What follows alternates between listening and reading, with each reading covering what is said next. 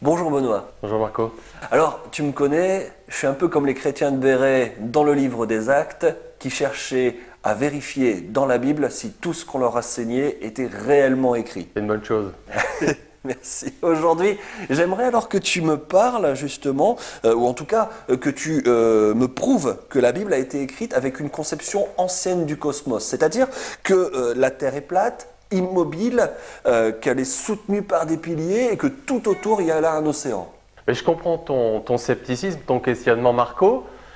Alors, c'est vrai que je ne pourrais pas citer tous les versets qui montrent cela, je pourrais prendre que quelques exemples représentatifs. On a donné une liste importante de versets dans la vidéo précédente, mais c'est vrai que dans la Bible, plusieurs versets nous montrent que pour les auteurs, la terre est effectivement immobile, inébranlable. Ce sont d'ailleurs des versets qu'on a opposés à Galilée, quand il disait que c'était le soleil qui tournait... que c'était la terre qui tournait autour du soleil et pas l'inverse, bien sûr. Alors, dans 1 Chronique 16, verset 30, on lit par exemple « Tremblez devant lui, terre entière, oui, le monde reste ferme et inébranlable ». Donc, c'est le verset qu'on a dit pour dire, tu vois bien que c'est bien la terre qui est au centre et le soleil qui tourne autour. Ou dans Ésaïe 45, 18, « Cependant, ainsi parle le Seigneur, le Créateur des cieux, lui, le Dieu qui a formé et fait la terre, qui l'a rendue ferme ». Bien sûr, ce n'est pas la stabilité de la trajectoire autour de la Terre dont il est question dans ce verset. Alors dans la dernière vidéo, tu nous as parlé justement des piliers de la Terre. Est-ce que tu peux nous en reparler? Oui, dans la Bible, la Terre est clairement posée sur des fondations et un peu comme un bâtiment qui repose lui aussi donc sur des fondations. Dans Job 38, versets 4 à 6, on lit « Où étais-tu quand je fondais la terre? Déclare-le si tu le sais avec ton intelligence. Qui en a fixé les mesures, le sais-tu? Ou qui a étendu sur elle le cordeau? Dans quoi ses bases sont-elles enfoncées? Ou qui en a posé la pierre angulaire ?» Ou dans Psaume 104, verset 5, « Dieu a fondé la terre sur ses bases, elle est à tout jamais inébranlable. » D'accord. Par contre, je n'ai lu nulle part explicitement que la Terre était plate. C'est vrai Marco, c'est écrit nulle part explicitement, la terre est plate de cette façon-là. Mais quand on remet tous les versets dans leur contexte et dans l'ensemble des différents éléments qu'on a vus ensemble, c'est tout à fait clair que pour les auteurs bibliques, l'univers est comparé à une tente et que la terre constitue le sol de cette tente et la tente elle-même, c'est le firmament dont on parlera plus tard.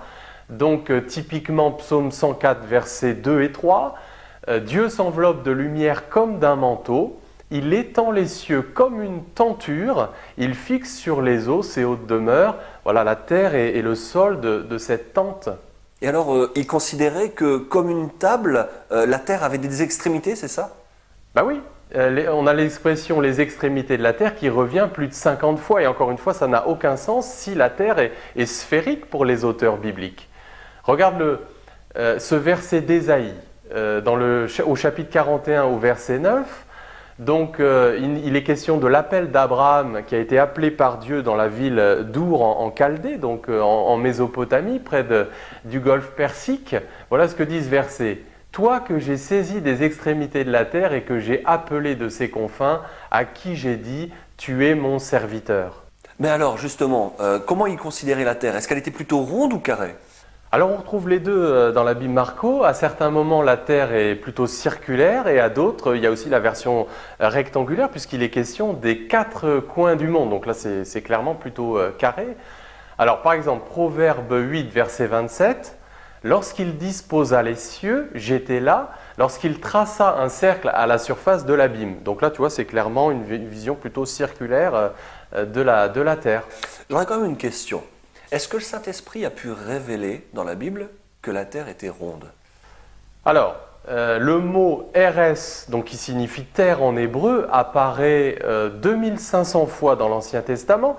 Le mot « gé », tu vois, qui a donné « géos »,« géocentrique », etc., lui, il apparaît 250 fois dans le Nouveau Testament. Mais jamais aucun de ces mots ne fait référence à une sphère ou à un globe. Et à aucun moment, la Bible ne compare la Terre à une balle, à un objet sphérique comme un fruit par exemple. Excuse-moi d'insister, mais il me semble quand même que j'ai lu dans la Bible un passage, c'est dans Job 26 au verset 7, un passage justement qui nous montre que la Terre est une sphère. Alors je le cite.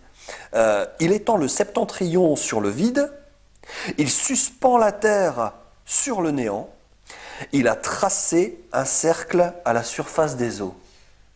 Oui, alors il faut que tu replaces ce verset dans son contexte. C'est sûr que si tu le prends tout seul comme ça, effectivement, ça peut donner cette image un petit peu de ce qu'on a vu dans la vidéo précédente où on voit la Terre comme un globe, une sphère, la planète bleue suspendue dans l'espace. Et on a l'impression peut-être que ce verset, que Job finalement a eu cette révélation.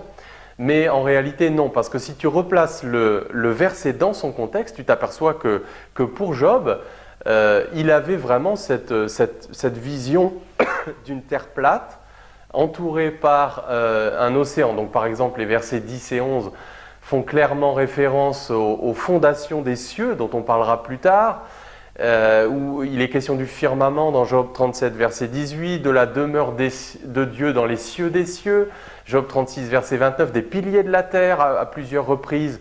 Donc tu vois que ça ne tient pas la route, il faudrait isoler complètement le verset de son contexte pour lui faire dire ça.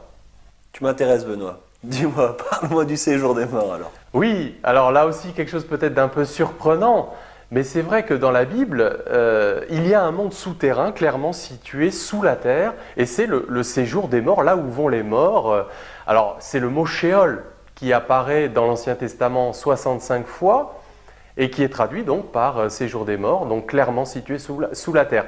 Laisse-moi te donner un exemple, c'est ce récit où certains membres du peuple d'Israël s'opposent à Moïse et vont être carrément engloutis, vivants par la terre qui va s'ouvrir lors de ce qu'on pourrait considérer comme un tremblement de terre.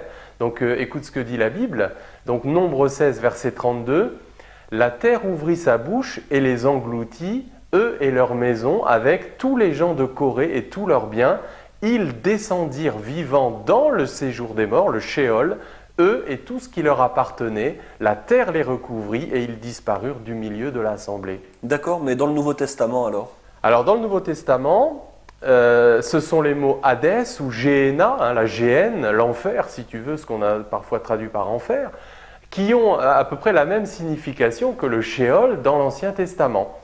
Et 10 fois sur les 20 fois que ces mots apparaissent, clairement, c'est un lieu physique situé sous la terre. Là aussi, laisse-moi te le montrer par quelques versets. Donc Philippiens 2, verset 10, « Afin qu'au nom de Jésus, tout genou fléchisse dans les cieux, sur la terre et sous la terre. » Donc là, tu vois encore, tu as la structure du monde en 3 parties, les cieux, la terre et sous la terre.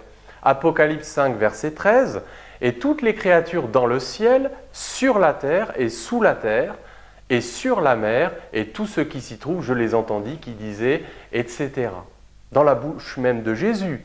Matthieu 11, verset 23, « Et toi, Capernaum, seras-tu élevé jusqu'au ciel?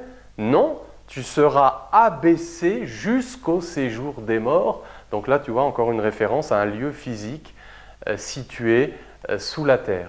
Merci Benoît, merci pour cette démonstration. Je pense par contre qu'on aura besoin d'une prochaine vidéo afin que tu abordes la conception du cosmos, à cette fois de l'astronomie, dans la Bible. Hein, c'est la fameuse question du firmament, des étoiles, des cieux, des cieux des cieux, des eaux d'en haut, des eaux d'en bas, et aussi, et encore une fois, cette fameuse question qui me taraude, hein, c'est comment effectivement tu réconcilies ça avec l'inspiration de la Bible par le Saint-Esprit.